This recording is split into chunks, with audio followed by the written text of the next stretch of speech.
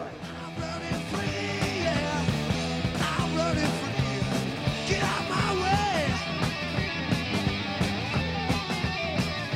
We're looking over the other stage after us, ready to play Spandau Ballet.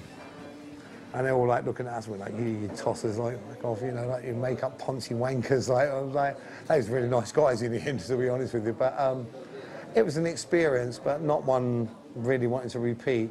And to be honest with you, I hate that day because that was the day Bon Scott died. And I met Bon Scott before I joined Maiden. When I was younger, I went to see AC/DC play. I actually bunked off school to go and see him. So it was a very sad day for me. And the second time we'd done it was when John Bonham died. So Dr. Pop's not lucky for me, to be honest with you. Running Free beckoned a new era of chart success for metal. And as successful as Iron Maiden were gearing up to be, they were certainly not alone. A multitude of other groups had now begun to embrace the opportunities that the NWOBHM label had afforded them. A snapshot of the scene would emerge on the compilation record Metal for Mothers.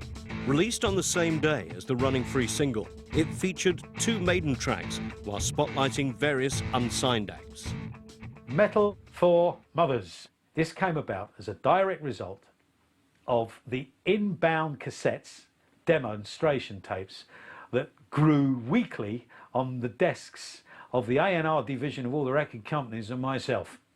And it was EMI that came up with an idea of a compilation album. Basically, through EMI, they wanted to jump on the new wave of British heavy metal bandwagon. I thought we'd do the compilation, but it was actually forced through by Neil, and he thought it'd be a good idea. So I think he approached EMI originally, and it was basically a variation of various bands from that era that had played at the Soundhouse, and also given him tapes, you know, demo tapes. It was supposed to feature re-recorded demonstration songs from cassettes, make a nice product, decent package, nice cover, good artwork, good sound, and it was none of those things actually.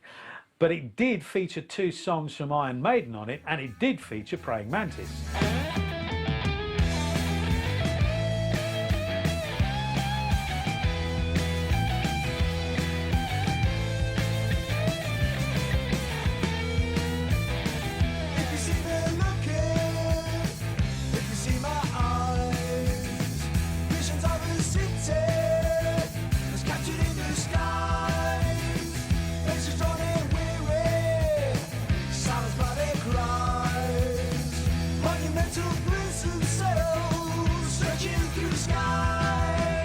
I don't think we're ever really, when people came to see us, you know, particularly when we were supporting Maiden, they were probably a little bit surprised. I thought they're not really heavy metal, but in a way you could say it was good for us, and then in other words, in other ways bad. But certainly, I mean, we were being dragged along with it, so in that case it was good. We'd actually found a niche, even if we didn't quite belong in there. We were actually riding a little bit on the wave of heavy metal. But in certain ways, maybe it went a little bit against us as well, because people were a little bit surprised because it was more melodic and probably not as hard. There was enormous diversity in what became known as the new wave of British heavy metal. You know, and Angel Witch didn't sound anything like Maiden. Sonic traits, but you know, Girls' School, okay, they were ladies. Witchfind, you know, a precursor of black thrash, doom metal, etc. You know, Sledgehammer, I mean, basically a kind of hoary old throwback to Deep Purple, really. Girl, you know, Makeup, Praying Mantis, often overlooked, but one of the really, really great bands of the new wave of British heavy metal. New wave of British heavy metal was heavy metal's own punk in a way, right? And it was needed, and you know, it did some good things for the music. And you know, like all of these things, let's not get carried away. There was some brilliant stuff that came through with the new age of British heavy metal, and there was a ton of shit, right? You know, we are not looking through rose-tinted spectacles. There was some really good stuff, and there was an enormous mountain of crap, as with any musical movement. And it was with their debut album that Maiden's position at the top of this movement was confirmed. Released in April 1980, the self-titled LP put metal on the map.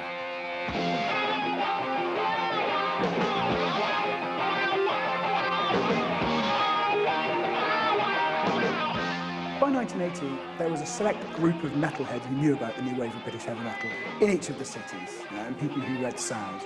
It certainly hadn't burst out into the wider consciousness. That happened when Iron Maiden released their first album. Just got to admire everything that he's ever done, okay? And even if it developed sort of naturally, the way he's sort of developed the logo and the, you know, what we would now say, brand Iron Maiden. Before you even listen to the record, it's the way it looks. It enthralls and terrifies in equal measures, right? And then you put the needle. Well, back then you put a needle in the groove, and it's just like fucking hell, man. When it was released for advanced orders on EMI, we were told it would probably go in top 10, hopefully top 5. It went straight in at number 4. They'd built up that fan hysteria, so that when the album was going to come out, everyone had it on advanced orders. And the magic of getting an album in the charts is that if you can get as many advanced orders as you can, it's all sold on that 1 week.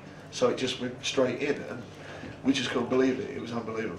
I know to this day Steve Harris hates the production from a guy called Will Malone, and he feels that somehow the production wasn't right. But I think it does stand out. I think it captures a moment, and if they were to go back now and recreate it and re-record it, it would sound so much better. The musicianship would be so much better, but it wouldn't be as good as the debut album. It's always the same with musicians. If you listen to an album, you just wish you could go back in there and do it again, because nothing's good enough. You can never get the best out of it. You always learn by coming away. But we did that album in the middle of trying to do tours, and next minute we were doing top of the pops, and next minute you're running around doing promotion work, and you don't get a chance to think, you know, and you just wish that you could have spent just a little bit more time on that album. But in the long run, I've had people come up to me and say that that's what they like about the album, because it was raw, it was new, fresh, and it wasn't too pre-planned. It was just raw. And that's what they like about, you know, what comes across when they listen to it.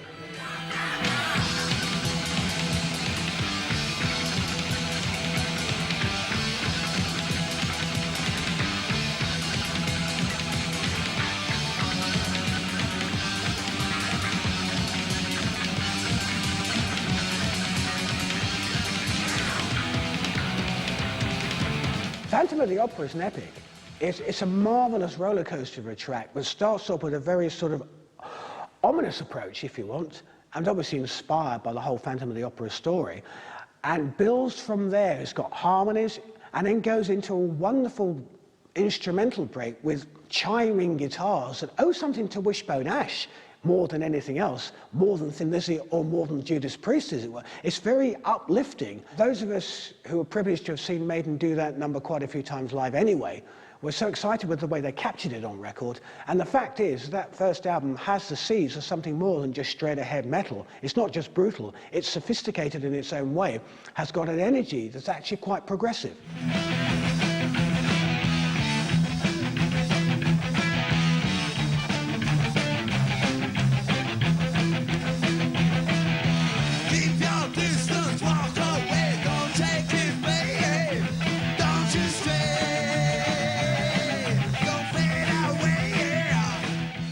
It's a bit of prog rock, let's face it.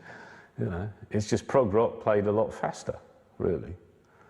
You know, it's not rocket science, this stuff. It's really taking something and developing it into something new than putting your own personal stamp on it, and that's really what Iron Maiden did.